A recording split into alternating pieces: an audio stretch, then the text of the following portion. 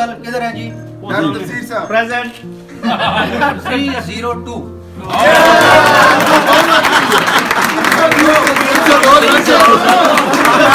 किसके लिए?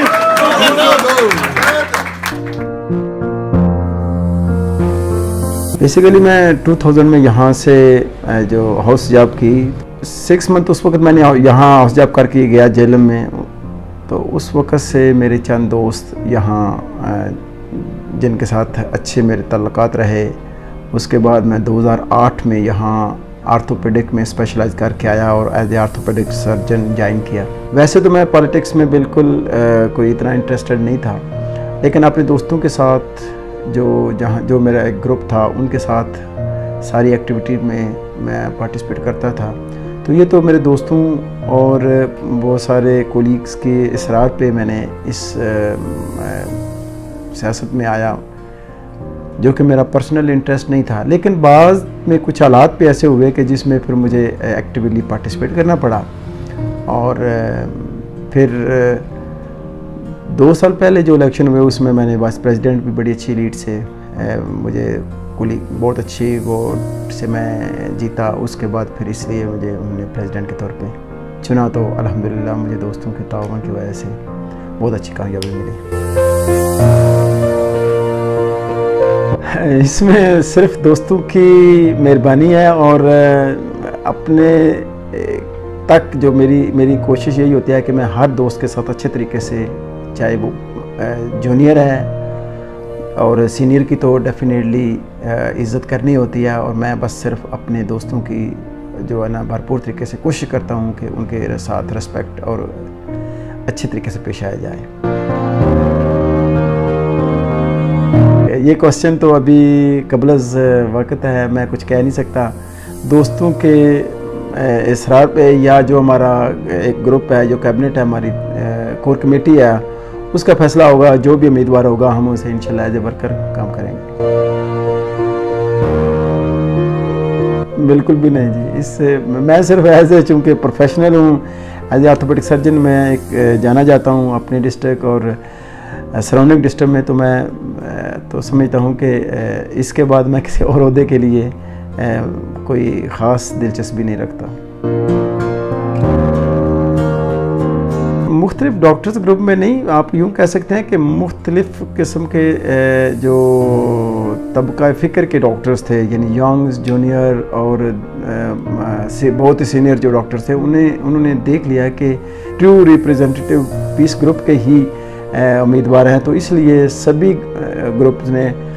ग्रुप्स में कह सकते हैं कि सभी डॉक्टरों ने वोटिंग की।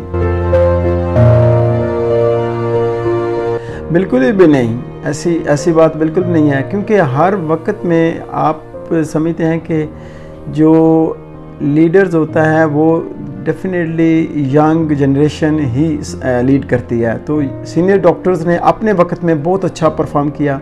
उसके बाद डेफिनेटली उनकी जो विजडम थी उसको हमने यूज़ करते हुए उन्होंने हमें सपोर्ट भी किया और हमें गाइड किया। तो हमने उनके गाइडलाइन के मुताबिक लोगों में गए और लोगों को मोटिवेट किया, लोगों को कन्विंस किया। तो इस तरीके से हमें सीनियर्स की विजडम के साथ ये कामयाबी मिली। सियासत में कोई चीज़ ऐसी नहीं होती कि आप हमारे वो दुश्मन नहीं हैं, हमारे वो कोलीग हैं। तो हमने तो इलेक्शन के दिन पूरी कवरेज में मौजूद थे। आपने भी देखा, हमने उन्हें बिला तफरीक तावन की और हर जगह उनके साथ अब भी खड़े हैं और इंशाल्लाह खड़े रहेंगे। पीएमए की सियासत हो या आम सियासत हो, बिल्कुल सियासत पाकिस्तान की तमाम सारी सियासत एक जैसी होती है, चाहे किसी ग्रुप की भी हो। मैंने कहा ना कि ये सियासत बिल्कुल दूसरी सियासत की तरह हो गई हुई है। इसमें बहुत ज़्यादा मुदाखलत हो रही थी, हुई भी है। लेकिन मैं एक यहाँ बात वादा करता जाऊँ कि ये जो मुदाखलत थी इसमें सिर्फ एक ग्रुप की तरफ से थी। हमारे अल्हम्दुलिल्लाह मैं अभी भी कहता हूँ कि मेरे ग्रुप में किसी बंदे ने किसी सियासी बंदे से कोई मदद नहीं ली और ना ही हमें उस चीज़ का कोई डर था कि कोई सियासी मुखालफत की वजह से हम हारेंगे। हमें अपने दोस्तों और अपने जो सीनियर डॉक्टर्स की जो उनकी विजडम थी और उसके बाद यंग डॉक्टर्स के कोऑपरेशन का पूरा यकीन था, जिसकी वजह से हमें उस चीज़ का कोई ख़तरा नहीं था। लेकिन डेफिनेटली लोकल पॉलिटिक्स काफ़ी ज़्यादा इन्फ्लुएंशियल हुई है हमारे इलेक्शन पे, और होती रही है उससे पहले भी। हमने किसी इलेक्शन जीतने के बाद और उससे पहले हमने किसी बंदे की कभी भी पर्सनल जो उसके ईगो को हर्ट नहीं किया, किसी की रिस्पेक्ट में फ़र्क नहीं आने दिया, किसी को जो रिस्पेक्ट ड्यू रिस्पेक्ट है हर बंदे को हमने, जूनियर हो या सीनियर हो, हमने दी है। और इंशाल्लाह हम इस पे बिलीव करते हैं कि दूसरों को रिस्पेक्ट दो और रिस्पेक्ट लो। पास्ट प्रेसिडेंट जो कि काफ़ी अरसे से इस सीट पे रहे हैं, मेरे वो बड़े मोहतरम हैं और सीनियर हैं, मैं उनकी बड़ी रिस्पेक्ट करता हूँ। लेकिन अनफॉर्चुनेटली उन्होंने इसको अपने ज़ाती मफाद हासिल करने के लिए इस्तेमाल किया। इसमें इन्होंने मुख्तलिफ सियासी डेरों, इसके अलावा एडमिनिस्ट्रेशन की भी सपोर्ट हासिल की। लेकिन आप लोगों के बड़ा अच्छा नॉलेज में है कि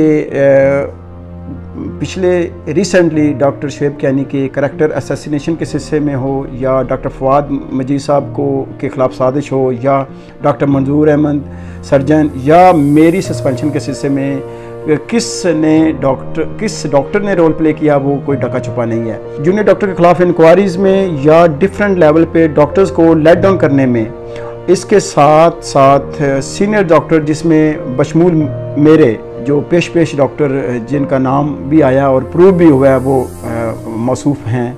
तो लिहाजा मैं समझता हूँ कि पाकिस्तान मेडिकल एसोसिएशन को अपने ज़ाती मफाद के लिए नहीं इस्तेमाल होना चाहिए। ये एक एसोसिएशन है जिसको अपनी डिग्निटी का ख्याल, इसकी डिग्निटी के मुताबिक जो भी प्रेसिडेंट आए उसे काम करना चाहिए। इसमें नाम लेना कोई इतने ज़रूरी नहीं है, लेकिन ये रोज़ रोशन की तरह यहाँ है कि किस सियासी वाबस्तगी के साथ वो मुंसलिक हैं, और उस सियासी वाबस्तगी को हर जगह वो यूज़ कर रहे हैं। किसी एक के नाम जीत हो नहीं सकती, ये तो कलेक्टिव एफर्ट थी। लोगों ने डेफिनेटली कलेक्टिव एफर्ट के बाद भी लोगों ने एक बंदे को वोट दिया है। वो डॉक्टर्स बता सकते हैं कि ये इस बंदे की जीत है, लेकिन मैं पर्सनल इसको जज नहीं कर सकता। CEO महकमा सेहत ने बिल ज़ीरो सपोर्ट किया। उन्होंने एज ए न्यूट्रल मेंबर के तौर पे पार्टिसिपेट किया। हमें CEO ऑफिस या किसी ऑफिस की तरफ से कोई हेल्प नहीं थी, बल्कि हमें रेजिस्टेंस मिली है।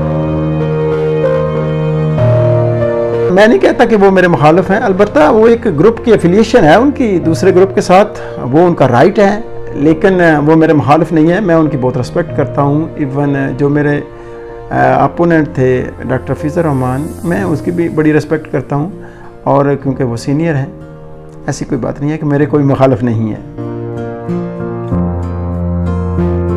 डॉक्टर शुएब कियानी बहुत हमारे पीस के प्रेसिडेंट भी हैं, और पिछले वो कैंडिडेट थे, अभी मैं कैंडिडेट हुआ हूँ। वो भी जब कैंडिडेट बने वो भी कंसेंसस के साथ, और जब मुझे भी चुना गया तो कंसेंसस के साथ। ऐसी कोई बात नहीं है, ये तासर गलत है कि वो हमसे नाराज़ हैं, ऐसी कोई बात नहीं है। गो के कोर कमेटी या डिफरेंट अपने जो मीटिंग्स होती हैं उसमें मुख्तलिफ बातें होती रहती हैं, और जो भी फैसले किए जाते हैं उसमें उनका कोर कमेटी के फैसलों को मद्देनज़र रखा जाता है। लेकिन ऐसी कोई बात नहीं है, वो हमारे साथ हैं और हर तरह की एक्टिविटी में हमारे साथ पार्टिसिपेट भी कर रहे हैं, और वो नाराज़ नहीं है। ये तासर दिया जा रहा है दूसरे ग्रुप की तरफ से, ऐसा है, ऐसा नहीं है। ऐसे तो कुछ मैं कह नहीं सकता। दोस्तों ने कलेक्टिवली जहाँ कहीं कोई खाना होता, अदरवाइज़ कोई ऐसा खर्चा नहीं आया हमारा। सरकारी हॉस्पिटल में जो डॉक्टर पीस ग्रुप के रिलेटेड हैं, या मैं अब ग्रुप की बात नहीं करता, मैं PMA की बात करता हूँ, कि जो डॉक्टर्स हमारे इलेक्शन में भी हुए वो प्रॉपर अपनी ड्यूटी परफॉर्म कर रहे हैं, और किसी किस्म की किसी को कोई एक्स्ट्रा एज नहीं है कि वो इलेक्शन में जीता हुआ है या इस ग्रुप का है जो इस वक्त डोमिनेंट है, ऐसा कतई नहीं है। हर डॉक्टर्स अपनी ड्यूटी परफॉर्म कर रहा है, और इंक्लूडिंग मी, इवन मैं भी स्पेयर नहीं हूँ। जहाँ मेरी ड्यूटी है, जहाँ मेरा राउंड है, जहाँ मुझे होना चाहिए, मैं वहाँ होता हूँ। और मैं किसी डॉक्टर्स को इस तरह की कोई ऐसी चीज़ को सपोर्ट नहीं करता जिसमें वो ड्यूटी आवर्स या ड्यूटी में कोताही करें। पीएमए के दौरान अपनी ड्यूटीज़ का तल्लक है, वो ऐसी भी कोई बात नहीं है कि वो अपनी ओपीडी से या अपनी ड्यूटी से दूर नज़र आते हैं। बुनियादी तौर पे आजकल अगर एक डॉक्टर एक जगह पे 2 या 3 डॉक्टर हैं तो वो एक डॉक्टर अपनी स्केड्यूल के मुताबिक ड्यूटी कर रहा होता है, बल्कि ये तासर गलत है कि ओपीडी या किसी दूसरी जगह से जहाँ किसी ओहदेदारान की ड्यूटी है वो अपनी ड्यूटी परफॉर्म नहीं कर रहा, ऐसा बिल्कुल नहीं है। ये स्ट्रेटेजिकली गुजरात का हिस्सा है, लेकिन ये पिछले काफ़ी सालों से पहले तहसील सरायलीमीर जेलम का हिस्सा थी, तहसील भी थी। तो इसी तरह डॉक्टर सारे वो जेलम के साथ इसी तरह रिलेटेड हैं कि वो उनकी सारी हर तरह की एक्टिविटी हमारे साथ पार्टिसिपेट करते हैं। तो उसको जहाँ तक मैनेज करने का तल्लुक है, हमारा वाइस प्रेसिडेंट वहाँ मौजूद है। किसी किस्म का कोई प्रॉब्लम होता है तो हम वो उसको डील करते हैं, और इन केस अगर किसी सीनियर की ज़रूरत पड़ती है तो हम भी उधर चले जाते हैं। और ये इतना दूर नहीं है गुजरात की निस्बत, सरायलीमीर हमें इजीली एक्सेसिबल है, इसलिए ये जो है हमारे लिए कोई मुश्किल नहीं है। ये अलमिया है कि हमारे जनरल जो पॉलिटिक्स है उसमें, और हमारे जो भी असरूख रसूख वाला जो बंदे होते हैं किसी भी डिस्ट्रिक्ट में, वो डेफिनेटली अपनी वाह और अपनी ईगो को मेंटेन रखने के लिए इस तरह के मामला तो होते हैं। और सरकारी मुलाजिम बेचारा हमेशा सरकारी मुलाजिम होता है, क्योंकि उसने अपनी मुलाजमत को कंटिन्यू रखना होता है, और इस तरह के मामला चलते रहते हैं। ऐसी कोई बात नहीं है कि वो लेकिन अब काफ़ी हद तक मैं नोट कर रहा हूँ कि पॉलिटिशियन का इन्फ्लुएंस, अनड्यू इन्फ्लुएंस, डेफिनेटली हम पब्लिक सर्वेंट हैं, और पब्लिक सर्वेंट किसी भी कोई ईगो या किसी भी एजेंडे को लेकर नहीं चल रहा होता, वो गवर्नमेंट के पॉलिसी को लेकर चल रहा होता है और उसने पब्लिक की खिदमत करनी होती है। लेकिन कभी कभार ऐसे वाक़यात होते हैं जिसमें वो उसकी गलती नहीं भी होती, तो गवर्नमेंट सर्वेंट सफ़र करता है, लेकिन इसका शायद अजर या इसका सिला जो अल्लाह के पास है, और वो उसी पे मतलब एक इक्तफा करते हैं। सिविल हॉस्पिटल बेसिकली एक 256 बेडेड हॉस्पिटल है, जो कि इस वक्त जेलम की जो टोटल आबादी है उसके लिए नाकाफ़ी है। ये 64 में बना था, उस वक्त आबादी इससे 3-4 गुना कम थी, जिसकी वजह से डॉक्टर्स ओवर बर्डन है, ओवर वर्क है। तो उसकी वजह से डॉक्टर्स को बहुत सारी जो वरना प्रॉब्लम फेस करना पड़ती है, जिसमें बाज़ दफ़ा ऐसी मेडिसिन जो कि मुमकिन भी नहीं है गवर्नमेंट के लिए प्रोवाइड करना, लेकिन वो अल्टीमेटली डॉक्टर के लिए मुश्किल का बायस बनती है। और वो इसी तरह दूसरी फैसिलिटी भी लाइक MRI और कुछ इस तरह की और फैसिलिटी है जो कि जेलम लेवल पे पॉसिबल भी नहीं है। तो इसलिए डॉक्टर्स को थोड़ी ये मुश्किलात पेश करना पड़ती है कि पेशेंट के अटेंडेंट और पब्लिक और इवन मीडिया उस चीज़ को हाईलाइट करके डॉक्टर्स को डिस्क्रेडिट देता है। बिल्कुल भी नहीं, ये तासर है। जबकि पीएमए एक ऐसी एसोसिएशन है जो एडमिनिस्ट्रेशन को फैसिलिटेट करने के लिए हमा वक्त रेडी रहती है, और ये कतन नहीं है कि पीएमए अपने नाजायज़ मुतालबात के लिए किसी एडमिनिस्ट्रेटर पे प्रेशर डाले, लाइक MS या CO।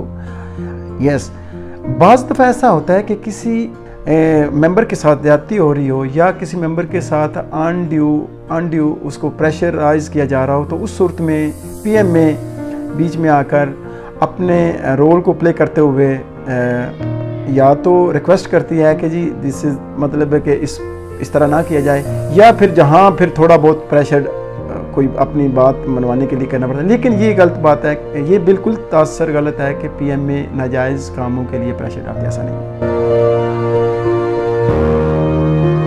एक तो अगर हम रेशो देखें कि डॉक्टर्स और मेल और फीमेल में, तो नो डाउट 70% लेडीज़ डॉक्टर हैं, लेकिन जब वो ड्यूटी पे होते हैं तो वो डॉक्टर्स होती हैं। लेकिन अनफॉर्चुनेटली कुछ सर्कमस्टांसेस ऐसे होते हैं जिसमें हमारी लेडी डॉक्टर्स को काम करने में मुश्किलात पेश आ रही हैं, लेकिन इंशाल्लाह इससे में जो गवर्नमेंट ऑफ पंजाब का पंजाब हॉस्पिटल प्रोटेक्शन बिल है, अगर वो अप्रूव हो जाता है असेंबली से तो इंशाल्लाह ये मामला काफ़ी हद तक सेटल हो जाएगा। इसके अलावा एक एंटी वुमेन हैरेसमेंट बिल है, वो भी इस वक्त इफ़ेक्टिव है। तो इन दोनों की मौजूदगी में हम अपनी लेडी डॉक्टर को वेल प्रोटेक्ट कर सकते हैं कानूनी तौर पे। लेकिन इसके साथ साथ मैं अपनी बहनों के लिए हर वक्त और हर लम्हा मौजूद हूँ। जहाँ भी उन्हें कोई मुश्किलात पेश आती हैं, मैं वहाँ इंशाल्लाह अपने लेवल पे पूरी कोशिश करूँगा उनके काम करने के माहौल को बेहतर बनाने के लिए।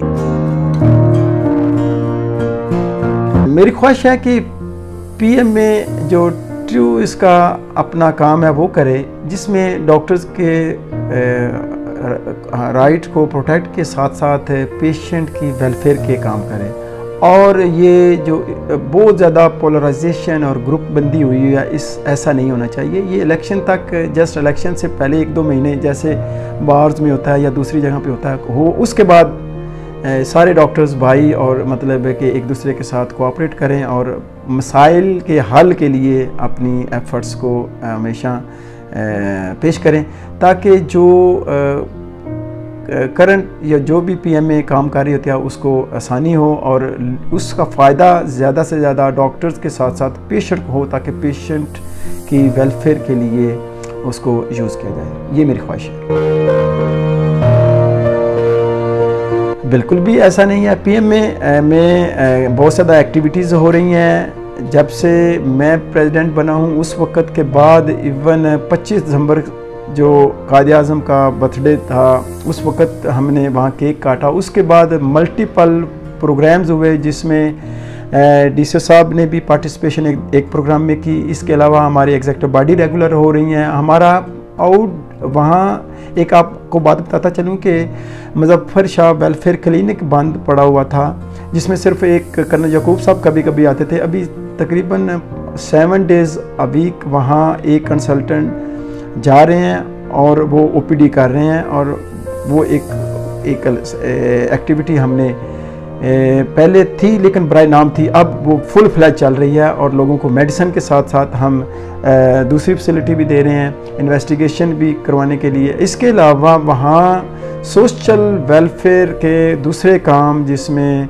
मैं अभी जिक्र करता चलूँ कि मल्टीपल टाइम हमने वहाँ ये जो राशन तकसीम किया है और पूरा हफ्ता हम करते रहे हैं। फिर उसके बाद 144 सेक्शन की वजह से वहाँ हमें थोड़ी डीसी साहब की तरफ से भी हमें रिस्ट्रिक्शन आई, उनकी तरफ से हदायत आई, तो हमने वो बंद किया। तो पीएम में खुला हुआ है और पीएम में एक ऐसा सेंटर है जिसमें सारी एक्टिविटीज़ जारी हैं। डॉक्टर्स जब भी कोई ट्रीट मरीज़ को, चाहे वो वैसे मेडिसिन देता है या कोई ऑपरेट करता है, उसका कत्तन उस मरीज़ के साथ पर्सनल कोई इश्यू नहीं होता। इसलिए वो कत्तन भी ये नहीं चाहता कि कोई केस ख़राब हो किसी लेवल पे भी। लेकिन ये जो केस ख़राब होना आपके नज़दीक है, वो मेरे नज़दीक एक नॉर्मल कॉम्प्लिकेशन होती है जो ऑपरेशन की होती हैं।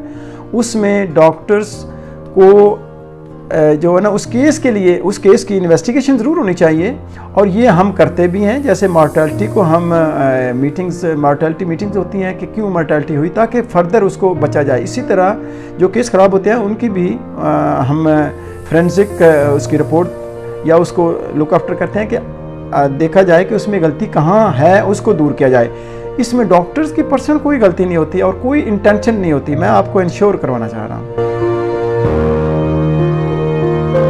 जो गवर्नमेंट अवेलेबल कर सकती है वो अंदर अवेलेबल है, ना हो तो बाहर से कहीं से भी लेके आ सकते हैं। अभी तकरीबन 1 साल या इससे ज़्यादा, उससे पहले भी हमारा ज़कात सोशल वेलफेयर वाले वो सामान प्रोवाइड करते थे, लेकिन चूँकि ये इस सामान की वैरायटी इतनी ज़्यादा होती है कि वो सारा गवर्नमेंट के लिए किसी हॉस्पिटल में भी, पूरे पंजाब में भी किसी हॉस्पिटल में प्रोवाइड किया जा ही नहीं रहा।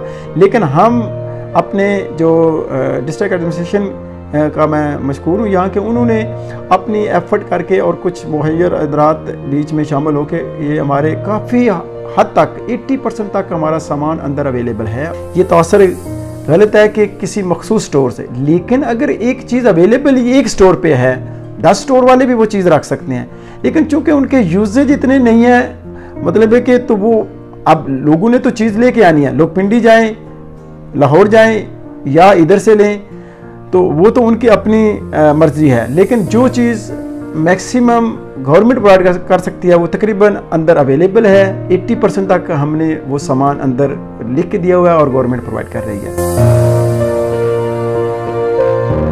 प्राइवेट हॉस्पिटल में आप किसी भी मरीज़ को ज़बरदस्ती तो नहीं पुश कर रहे कि आप वहाँ जाके इलाज कराएं। हर मरीज़ के लिए गवर्नमेंट फैसिलिटी है। यहाँ प्राइमरी है, प्राइमरी केयर के बाद सेकेंडरी है, उसके बाद टर्शियरी केयर है। पेशेंट वहाँ चला जाए।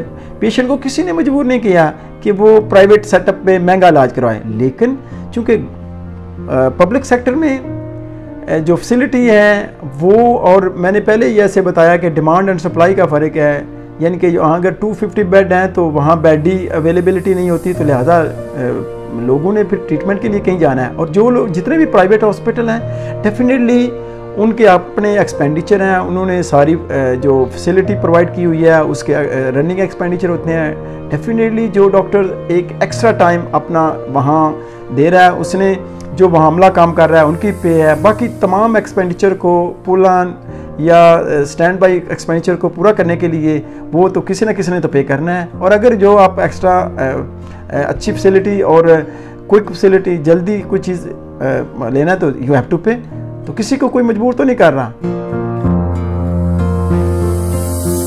बिल्कुल भी नहीं ऐसा। अगर एक डॉक्टर गवर्नमेंट सेक्टर में काम कर रहा है तो वो अपने काम कर रहा है, वो अपने आवर्स पूरे कर रहा है और जो चीज़ें वहाँ वो जितना कर सकता है वो कर रहा है। अब अपनी मर्जी से अगर कोई उसके सेटअप पे चला जाए तो वो किसी भी मरीज़ को रिफ्यूज़ नहीं करेगा, उसने इलाज करना है। रहेगी बात कि ये जो पैसे ज़्यादा कम, ये एक सेपरेट इशू होता है। इसका किसी जगह पे कोई गवर्नमेंट ने कुछ रूल्स रेगुलेशन बना रही है अब उस पर कि कौन सा हॉस्पिटल, किस कैटेगरी का हॉस्पिटल कितने पैसे कितनी फ़ीस चार्ज कर सकता है। डेफिनेटली इस पे वर्क हो रहा है। मुझे तो इसमें कोई इल्म नहीं है कि किस डॉक्टर ने खरीद रखी है। मेरा ख्याल है बेचारा डॉक्टर तो अपनी पूरी 18 घंटे की मतलब गवर्नमेंट की जॉब के साथ अपने 8-10 घंटे वो एक्स्ट्रा जॉब करके भी, मैं तो किसी ऐसे डॉक्टर को नहीं जानता जिसको 2-2 प्लाट हूँ, बेचारे किस्तों पे प्लाट लिए हुए हैं जहाँ भी हाउसिंग हैं। मेरे नॉलेज में ऐसा कोई बंदा नहीं है। फार्मास्यूटिकल कंपनीज हमेशा से तावन करती आ रही हैं। उसमें वो तावन उसमें करती हैं कि जिसमें कंटिन्यू CME होती है, कंटिन्यूस मेडिकल एजुकेशन, जिसमें वो डिफरेंट किस्म के सेमिनार, डिफरेंट किस्म की कॉन्फ्रेंस कराती हैं ताकि लोगों में अवेयरनेस भी, डॉक्टर्स के नॉलेज को भी अपडेट किया जाए और उसके साथ साथ पब्लिक वेलफेयर के कामों में डेफिनेटली फार्मास्यूटिकल कंपनी करती हैं, लेकिन उनका अपना एक तरीक़ाकार है। ऐसे है कि आप के नॉलेज में होगा कि इस वक्त 150 के करीब डॉक्टर्स हैं हमारे, DHQ की बात कर रहा हूँ, और जिसमें तकरीबन 34 के करीब कंसल्टेंट हैं। लेकिन अनफॉर्चुनेटली जो 64 में हॉस्पिटल के अंदर रिहाइश बनी थी वो 11 रिहाइश हैं जो कि अपनी वो इस हालत में है कि गिरने वाली हुई हैं। उस पर कोई मेंटेनेंस नहीं है, कोई नई कॉलोनीज नहीं बनी डॉक्टर्स के लिए, कोई नए घर नहीं बने जिसमें जो डॉक्टर नए पॉइंट हों वो आके रहें। तो ये गवर्नमेंट की ज़िम्मेदारी है कि उन घरों को मेंटेन भी करें और नए डिमांड के मुताबिक घर बनाए जाएं ताकि डॉक्टर्स अपनी डॉक्टर्स कॉलोनी में रहें, ताकि वो 24 आवर अवेलेबल भी हों फॉर पेशेंट्स। अनफॉर्चुनेटली ये बड़ा बर्निंग इशू है। इवन डॉक्टर्स कॉलोनी की तमाम स्ट्रीट लाइट और उन पे मेंटेनेंस पिछले काफ़ी सालों से बंद नहीं हुई, और ये एक बड़ा लम्हा फिक्रिया है कि तमाम रिहाइशें बहुत बुरी हालत में हैं और मेंटेनेंस फ़ंड, हाउस रेंट, ये सारा डेफिनेटली काटा जाता है। मैं समझता हूँ कि इस पे गवर्नमेंट को फौरी नोटिस लेना चाहिए और डिमांड के मुताबिक जितने कंसल्टेंट एटलीस्ट या जितने परमानेंट डॉक्टर्स हैं उतनी रिहाइशें या ऐसे डॉक्टर्स कॉलोनी बनाई जाएं जिसमें डॉक्टर्स को फैसिलिटेट किया जाए जैसे दूसरे महकमों में किया जा रहा है। ऐसा नहीं है, देखिए ऑन कॉल का मतलब है कि एक डॉक्टर 24 घंटे ऑन कॉल है, तो ऑन कॉल का मतलब है कि वो टेलीफोन पे भी कोई इंस्ट्रक्शन दे सकता है। जब आना पड़ता है तो डॉक्टर आते भी हैं। कुछ ऐसी चीज़ें हैं जो मिसअंडरस्टैंडिंग या गलतफहमी की बिना पे आगे चलती जाती हैं कि जो डॉक्टर ड्यूटी पे है उसका फ़ोन ऑफ नहीं होता, और वो बिलीव करें कि जब उसकी वो ऑन कॉल होता है तो वो हर वक्त उसके कान और हर वक्त उसकी टेंशन यही रहती है कि अभी कोई कॉल आए तो उसको जाना पड़ेगा। तो ये कभी ऐसा होता है कि वो डिले तो हो सकता है कि 2 मिनट 4 मिनट किसी जगह पे फंसा हुआ है या किसी जगह पे कोई ऑपरेट कर रहा है या पेशेंट देख रहा है, तो उसमें 2 मिनट की 4 मिनट की, लेकिन इससे ज़्यादा नहीं। जहाँ ज़रूरत पड़ती है डॉक्टर्स जाते हैं, और उसमें मैं इस चीज़ को इंश्योर भी करता हूँ कि ड्यूटीज़ के मामले में कोई रियायत नहीं, और ये हमने अपने अल्लाह को भी जवाब देना है। मैं सबसे ज़्यादा मुतासर हूँ तारक मिर्ज़ा साहब से, जो कि इस वक्त मतलब आप भी माशाल्लाह बहुत एक्टिव हैं, और वो कि उनकी कुछ सेहत अच्छी नहीं है, अल्लाह ताला उनको सेहत तंदुरुस्ती दे, और वो बहुत ही डायनेमिक, एक्टिव और बड़ी ऐसी पर्सनालिटी थी जिनसे मैं बहुत मुतासर हूँ। मैं गवर्नमेंट ऑफ पंजाब से डिमांड सिर्फ ये है कि अकॉर्डिंग टू पॉपुलेशंस हॉस्पिटल में बेड को इंक्रीज़ किया जाए, उसके मुताबिक बजट दिया जाए, और डॉक्टर्स जो भी जितने काम कर रहे हैं उनको अकॉर्डिंगली फैसिलिटेट किया जाए पे के साथ। इसके अलावा उनकी अकोमोडेशन और उनको फ्यूचर जो उनकी इंश्योरेंस और दूसरे मामलात होते हैं, हेल्थ के इशू आते हैं, डॉक्टर्स के अपने हेल्थ के इशू आते हैं, वो भी बहुत सीरियस होते हैं। इसके साथ साथ डॉक्टर्स को जो जिस तरह दूसरे महकमों में पे है, स्केल है, उनका सर्विस स्ट्रक्चर को बेहतर किया जाए, ये मैं government of Pakistan, government of Punjab के साथ साथ वज़ीर-ए-आज़म पाकिस्तान से भी रिक्वेस्ट करता हूँ कि डॉक्टर्स के लिए सर्विस स्ट्रक्चर को और टाइम स्केल प्रमोशन के इस हिस्से में ज़रूरी इक़दाम किए जाए।